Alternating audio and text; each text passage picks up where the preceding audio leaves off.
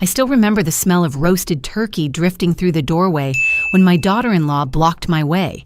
Her arms folded across her sweater, her eyes cold as stone. She told me I would not be welcome at Thanksgiving dinner unless I apologized. The words hung in the air like a slap. My name is Margaret Lewis. I am 76 years old, a retired high school teacher who once believed that family meant loyalty, sacrifice, and a place at the table no matter what. Yet there I stood, clutching a warm pumpkin pie I had baked with trembling hands, told that I was not wanted in my own son's home. For a moment, I thought maybe Daniel, my only son, would step forward. He was inside arranging chairs, adjusting silverware, as though that was the most urgent task in the world. I waited for him to look at me to say something, anything that proved I still mattered. But he kept his head bowed, silent, a shadow of the boy I once stayed up with on nights when fever shook his body. His silence stung worse than Cheryl's sharp voice. I asked quietly, "Daniel, are you really going to let this happen?" He did not even raise his eyes. The laughter from inside the house swelled, clinking glasses, children shouting the warm chorus of family life I had built my whole world around.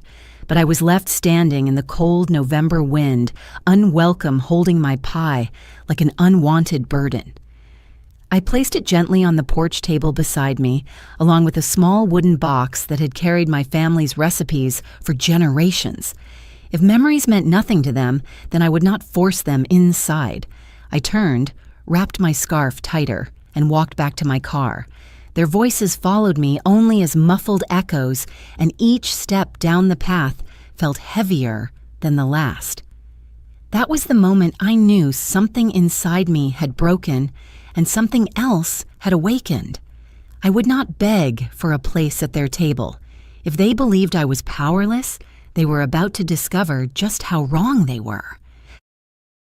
The car door felt heavier than usual as I pulled it open and lowered myself into the driver's seat.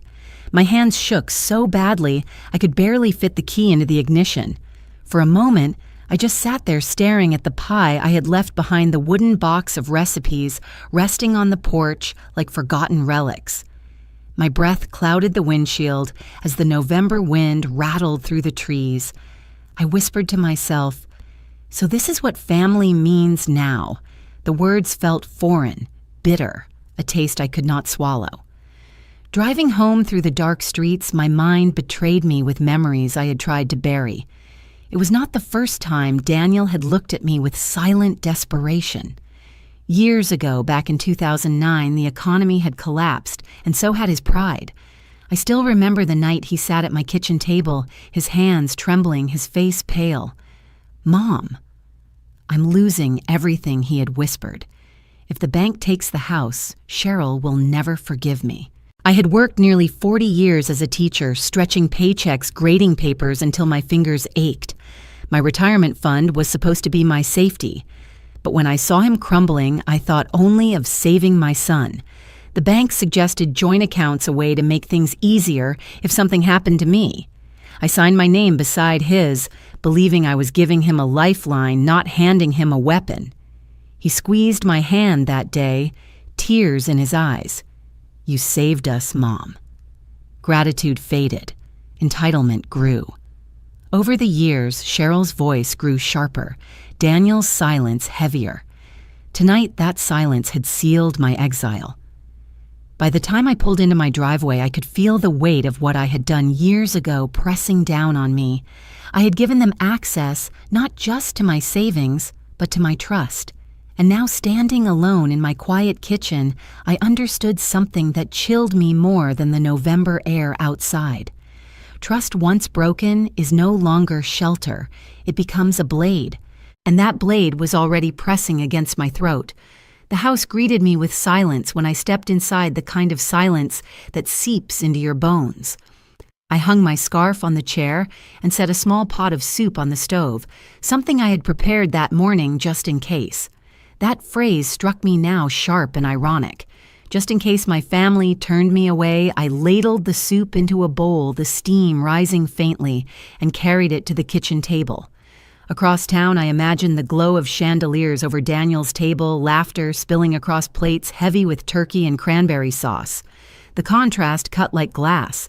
Here I sat alone spooning lentil soup in a room that felt colder than ever. The answering machine blinked with messages. I pressed play, and the voices filled the room. Margaret from next door wished me a happy Thanksgiving. Another neighbor invited me to visit if I was lonely. Then came the polite monotone of the pharmacy reminding me about a prescription. Their words skimmed across me like pebbles on water, polite, even kind, but none of them could fill the hollow where my son's voice should have been. My spoon clattered against the bowl. I covered my face with both hands, letting the steam sting my cheeks. For a long moment, I sat there wondering how love could sour so completely. Then, almost without thinking, I rose and walked to the desk where I kept my old documents. My hands dug through envelopes until they found the folder marked Accounts. The papers spread across the table in a fan of ink and signatures. My name, Daniel's name. Every line tied us together in ways that now felt suffocating. I remembered the banker's voice years ago. Either party may withdraw funds at any time. Back then, it had been a formality. Tonight, it was a warning I had ignored. I pressed my palms flat against the papers. Betrayal had stripped me raw, but in the hollow ache there was something harder forming resolve. If they saw me as nothing more than a name on paper, then maybe it was time I showed them how wrong they were. While I sat alone in my kitchen that night, someone else in that bright house across town had been watching. Emily, my 19-year-old granddaughter, had stood frozen in the hallway when Cheryl shut me out. From her angle, she saw the pie in my hands, the wooden box tucked beneath my arm, and the way my shoulders trembled as I walked away. She wanted to call after me, but fear glued her tongue to the roof of her mouth. Dinner went on, as if nothing had happened. Plates clattered, wine was poured, and football played loudly on the television. Emily sat at the far end of the table, her fork unmoving. She watched her father lean close to Cheryl, whispering about a property near Lake Erie they hoped to buy. Her mother's phone screen glowed with an email, opened the subject line, bold, an unmistakable trust transfer schedule. Emily's stomach turned. She had heard whispers before, phrases like "our money" or "when the trust clears," but seeing it written out made her blood run cold. She stabbed at her food to keep her hands from shaking. Inside her head, one thought beat like a drum. They treat Grandma's savings as if it already belongs to them. Later, while the others carried dishes to the sink, Emily slipped into the study. Her pulse hammered as she clicked through her mother's inbox. Emails from brokers, lawyers, realtors, all speaking in the same confident tone, congratulating them on funds that were not theirs. One line in particular burned into her mind. Once the accounts are reallocated, you'll be positioned for the Lake Erie purchase. She covered her mouth, fighting the urge to scream. They weren't just planning for the future, they were circling her grandmother's life like vultures ready to strike. A floorboard creaked. Emily shut the laptop in panic, pressing her back against the desk as Cheryl's footsteps passed by. When the hallway fell silent again, she gathered the courage to print several emails and hide them inside her jacket. That night, lying awake in her room, Emily made her decision. She could not stay quiet anymore. Tomorrow, she would go to me. The morning after Thanksgiving, the air was sharp with frost, the kind that coated the windows and bit at your fingers even through gloves. I was still in my robe nursing a cup of black coffee when a hesitant knock echoed on my front door. I pulled the curtain back and saw Emily standing there, her coat too thin for the chill, her face pale and frightened. She clutched a folder against her chest as if it were armor. "Grandma," she whispered when I opened the door. I had to come. I can't keep this to myself. I guided her inside, set a kettle on the stove, and waited. Her hands trembled as she slid the folder across the table. Inside were printed emails fresh from the night before. My heart hammered as I read Cheryl's messages to Daniel. "We need to move fast before she notices. Once the transfer is complete, we'll have enough for the Lake Erie house." Another email from a broker congratulated them on securing funds that were still legally mine. The blood rushed to my face, but not from weakness. It was fury, raw and cleansing. I looked up to see Emily's eyes brimming with tears. "I couldn't just stand by," she whispered. "They talk about your money like it's already theirs, like you don't even matter." I reached across the table, covering her shaking hands with mine. For years I had suspected, but seeing it in black and white stripped away the last of my illusions. They weren't careless. They were predators. "Then it's time," I said, quietly. Emily blinked. "Time for what?" "For me to act before they do." My voice was steady now, stronger than I had heard it in years. Her lips parted, a flicker of hope in her eyes. "You're really going to stop them?" "Yes," I told her. "Not just for the money, for the respect they stole from me." She sat back, breathing hard, but nodded. That morning in my small kitchen, the two of us formed a silent pact. I was no longer alone, and they had no idea what was coming. That night, long after Emily had gone home, I sat at my dining table with papers spread out like a battlefield map. The lamp cast a circle of light over account statements, trust documents, and insurance forms that had collected dust for years. I traced my finger over the signatures, my name bound to Daniel's in ink that now felt more like shackles. I remembered the banker's polite warning when I first signed, "Both parties have equal rights. Either one may withdraw at any time." At the time, I had brushed it off as a formality. Tonight those words felt like a prophecy I had foolishly ignored. Emily came back the next day carrying her backpack instead of a folder and sat across from me with a determined expression. She didn't scroll her phone or hide behind small talk. She just watched me sort the papers. "Grandma," she asked softly, "do you really have to go through all of this? It looks so complicated." "Complicated is better than helpless," I told her. "Paperwork may look boring, but it can decide who controls a life. And mine is still mine to control."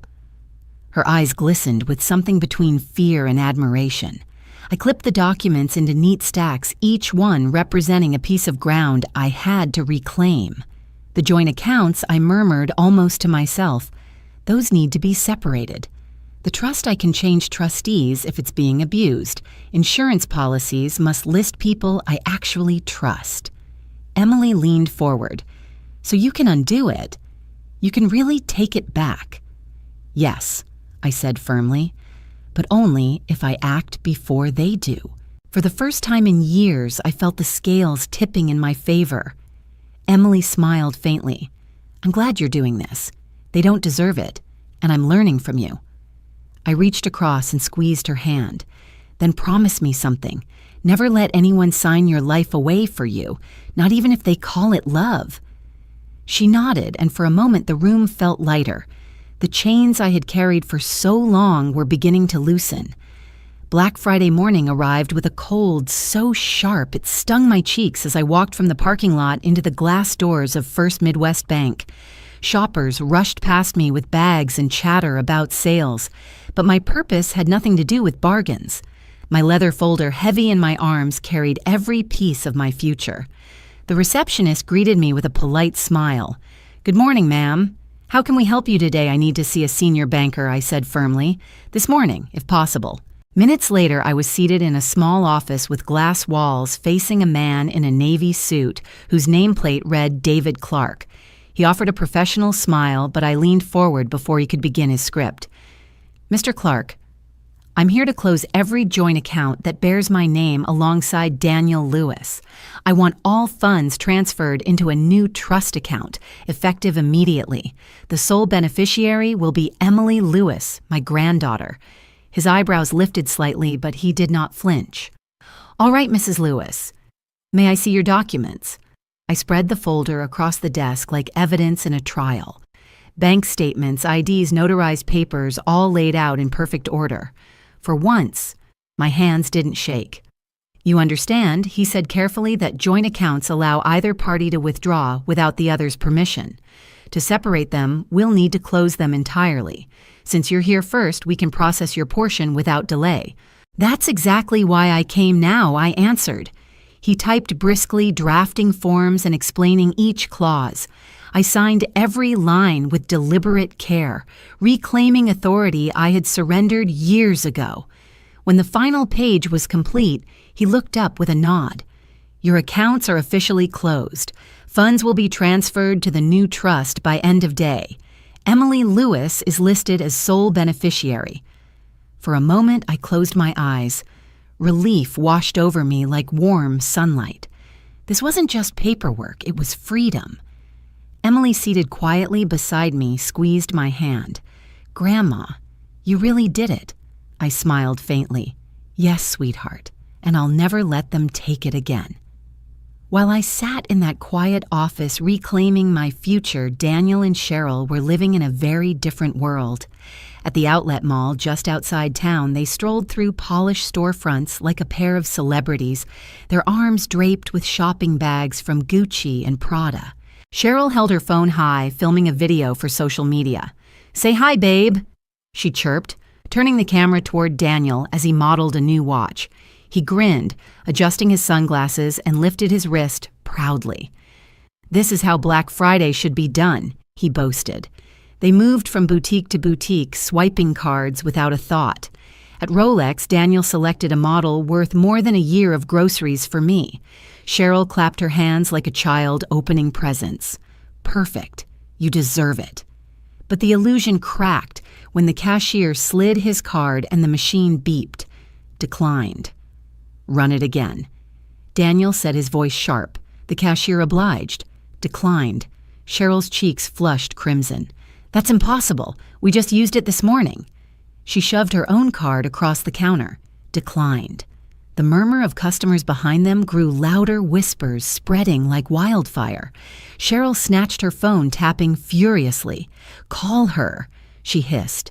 "Call your mother right now." Daniel dialed, pacing in front of the store as the call rang and rang. My phone buzzed in my purse where I sat in the back of a cab, the ink still drying on my new trust papers. 1 missed call, then 3, then 10. By the time the cab turned down my street, there were 25. I flipped the phone face down on my lap and let it vibrate itself silent. Inside the mall, Cheryl's fury boiled over. She did something. She spat. "I know she did. She's too soft, you said. Too old. And now look at us." Daniel's jaw clenched, his voice low and bitter. "She warned us. We just didn't believe her." The pounding on my front door came just after sunset, loud enough to rattle the glass panes. I had been expecting it, but my heart still gave one heavy thud as I set down my teacup and walked calmly to the entryway. Through the peephole, I saw them, Daniel and Cheryl, faces flushed, eyes blazing. "Open this door, Mom," Daniel barked. I slid the chain free and stepped aside as they stormed in. Cheryl's heels stabbed against the floorboards as she threw her purse on the table. "You've destroyed everything," she spat. "You had no right." Daniel's voice trembled with rage. "What did you do? You closed the accounts, didn't you?" I shut the door behind them, turned the lock, and faced them squarely. My voice was calm, steady. "Yes. And let me remind you, when I signed your names onto those accounts years ago, that was not a right. That was trust. Trust you buried with your own hands." Cheryl's mouth twisted. "Don't give us speeches.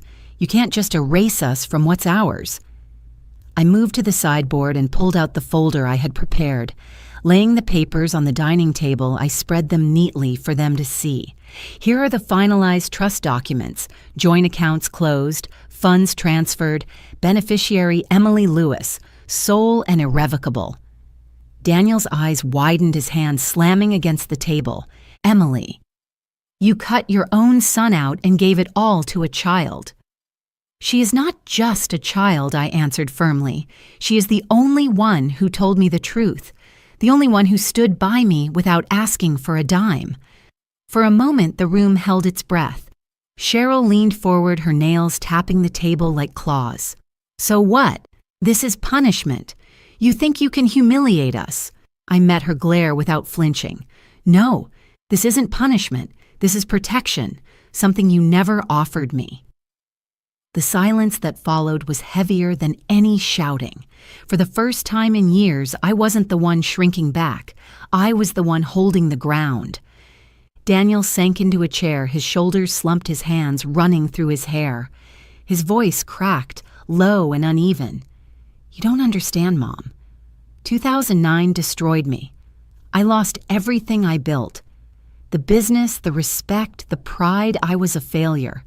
And every time I saw you steady, untouched, it burned. You had what I didn't, and I hated it." Cheryl seized on his words, her tone shrill. "Exactly. You sat on your savings while we struggled. You patched our wounds with scraps while you kept your nest eggs safe. Don't you dare judge us now for wanting what should have been ours all along." I folded my hands, my face calm, though my heart thudded. I understand shame. I understand loss. I was the one patching shoes, stretching dollars, making dinners from nothing. But suffering does not give you a license to wound others. Pain explains behavior. It does not excuse betrayal. Cheryl's eyes flared, her voice shaking. "We suffered, and you watched. You could have made it easier." I stood then, letting my words cut clean through the room. "I couldn't hand you resilience like a check. That's not how life works. You chose greed instead of rebuilding. You chose lies instead of honesty. That is not on me."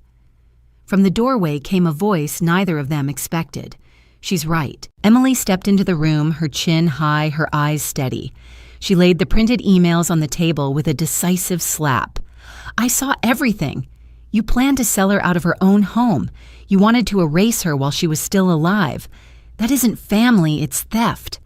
Cheryl spun on her, her mouth twisted in fury. "Ungrateful child, no Emily," cut in her voice sharp and unwavering. "Grandma gave me love without a price tag. That's who I choose." For once, Daniel couldn't meet his daughter's eyes. His silence spoke louder than Cheryl's rage. The weight of their choices finally lay squarely on their shoulders, not mine. The moving truck pulled away just as the winter sun dipped low over Lake Michigan. My new house was small, painted a soft gray that blended with the shoreline mist, but its porch faced the open water, and the air smelled of pine and salt. For the first time in years, I felt at peace. Emily carried in the lighter boxes, her sleeves rolled up, her hair tied back, moving with a kind of determination that reminded me of the young teacher I once was. Together, we unpacked quietly, her arranging plates in the kitchen while I stacked books by the window. There was no shouting, no tension, only the rhythm of two people who had chosen each other freely. Later that evening, we sat on the porch with paper-wrapped fish and chips from a local diner. The gulls wheeled overhead, the horizon burned pink, and Emily laughed when I fumbled with the flimsy fork. "For the price they charge, you'd think they'd give us real silverware," she teased. Her laugh was light, infectious, and for the first time in months, maybe years, I joined in without reservation. When my phone buzzed on the railing, Daniel's name flashing across the screen, I turned it face down. Cheryl had tried too, I knew, but the silence was sweeter. Protecting myself was not cruelty, it was clarity. That night, after Emily went to bed, I sat at my small desk and wrote her a letter. "My dear Emily, life will offer you tables dressed in fine linens, but never sit at a table that exists only to measure how much you can endure.